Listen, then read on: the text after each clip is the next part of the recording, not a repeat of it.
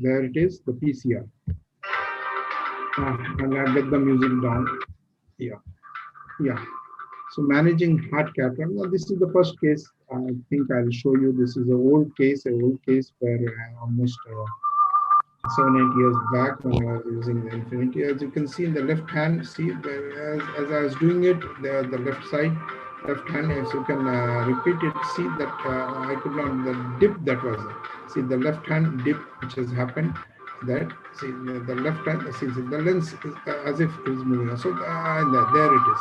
So it seems that I have done something there. So I rotate the lens there. Ajada, please reduce your music. No, no, I've reduced it. Yeah.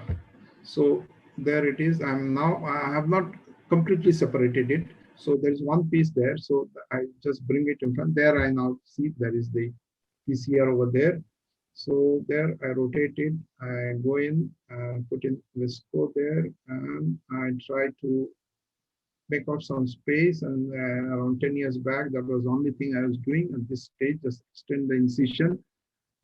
Take it out with the Vectis. The Vectis works, and then there I can using again the Vectis goes in, and I mean this was not a very right way to do it. For many times I would end up because doing a phaco at that stage would have meant that you just was going on. So do a vitrectomy, and from the main incision, which should not be done. We know that it should be from the side port, as I'm saying, and definitely if you can manage to do it from past panel, that is. And many times you lose small pieces. In this case that you have seen, there's a small piece which has gone in inside. Well, luckily for me, that piece did not cause much of a problem. The patient never came back to me, and maybe he had a problem, went to somebody else. But then, yes, this is one of the ways that we used to manage PCRs there. I put in the suture here, and then there I go.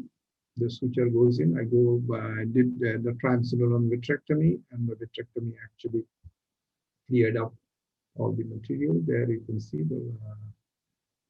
I can yes do it there. Once I've done that, I am okay. So this round, nice round pupil, and the triamcinolone actually helps to get down your post-operative inflammation. That's an added advantage other than clearing of the vitreous or the tags that is there, which can cause later on, some sort of, the tear or the tear on the retina. So pars plana vitrectomy is one of those cases. Again, around 15 years back, we had a loss. We went with a 20 gauge vitrector, went by the side, removed all the cortex and the vitreous, and then put in a multipiece lens on the sulcus. This is what is recommended now. We have this sort of situations, but that is the way to go. And move to the next case, which is again, now this is what done recently around 2 3 years back. Now see, this is what I'm doing. I'm moving the left side, left hand is moving, and there somewhere down the line I feel that my PC is not okay. See, I'm not completely separating them. This is what I have learned in doing a heart cataract. Well, earlier as we were very fastidious about removing some, see, I have got a tear there, but all this, if at this position I have it here, I put in Visco there, remove the whole part. Now, the advantage of having not separating everything, and at that position, if you have a small rent, the whole thing goes down. Now, see, here I've got a big chunk, but I have put in this code there, no financial interest, but it really works well. The pupil has come down a bit. I've got a visco. This is a small chunk, so I'm reducing from the sides. I'm doing a bit of the vitreous has not yet come, so this is possible only when the vitreous is not still in your anterior chamber. There I go in with the multi-piece lens. Now this is my preferred way of doing the IOL scaffold. There it goes over the iris.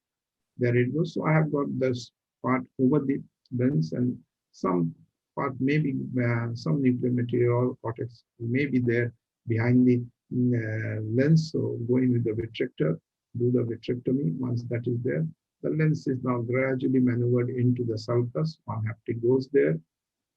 The other haptic also goes in there gradually. So there I have it on the sulcus. Once I've done that, there I try to capture on the anterior rhexis margin. Once that is done, there I've got it. And then I do my routine triamcinolone test. All patients who have a vitreous loss definitely going for a triamcinolone, not necessarily in all cases. But this is another case where as well I put the lens right in the bag. So look at this. This is when there was a thoughtful as I'm going there and making my normal central trench and then separating each one by one. They're still attached. There are parts which are attached to part, and there I can see. I thought I saw there is a PCR there, but I was not very sure. I put in viscoelastic, tucked it, and continued with my emulsification. Yes, but there was a big chunk there, and then I was not very sure. I didn't know that when the zonules were not acting well. So immediately I could see the bag. Well, before taking any decision, this was a hydrophilic lens. Whatever bag was available, I just put in one end in the bag and other over the iris surface, and I continued my emulsification. So I had that scaffold there, so that part cannot be on there. And then that nuclear, the cortical part that was there behind the lens, I just brought it out. And then I could see some vitreous that is coming in from there. So I put in there. So I thought I'd leave it for the last. Let me put the lens in the bag so that the lens goes in the bag. And actually it came out that there is some zonular detachment over there, and some vitreous did come out. As you can see, there the vitreous strands are there. I continue with the vitrectomy over there. And once I've done the vitrectomy, I've removed that here, there. The vitrectomy, some view strands there. The pupil is nice and round.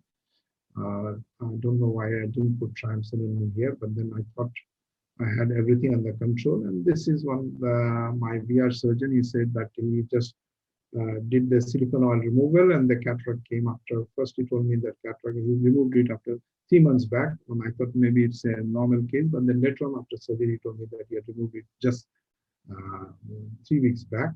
So the moment I put in IA there, so the whole thing goes down. So he again got in there. So these are the situations when a VR surgeon refers to a case for a cataract, immediately be careful what he does, because he might have done either by injection or by his cutter to clear the base.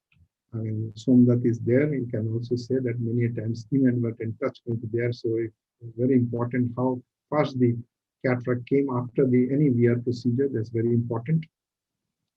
So the lens goes in the sulcus again with the oil capture. And that's my little bit of journey of PCR that I've gone through. Thank you. Thank you. And there I do a oil capture again. Thank you, Shubhita. Thank you very much, Ajoyda, for this beautiful videos. I have a couple of questions for you, but before that, there's a question from the audience. Dr. Parag Mukherjee has asked that describe the saddle hump technique. Please discuss on the saddle hump technique. Any one of the speakers would like to take? Arubda, Dr. Arubu sir, saddle hump technique. No, I don't have any idea about saddle hump. Sudipta, can I leave because I have to go back to the first? I could not complete there. I'll come. Okay, I thought I would have been asking you that you've used a single piece lens in a IOL exchange. So when you use not exchange, when you used for the IOL. Because in this case, I said I was not very sure whether where I had lost, and I could see the bag there, and towards the end, it appeared that it was a zonular dehiscence, a little bit of vitreous. So I put the single piece lens, and then maybe if I just wanted to show. We usually prefer a multi-piece in these cases, right? For IOL support, yeah, for that. Okay. Thank you. I'll leave you. I'll ask you in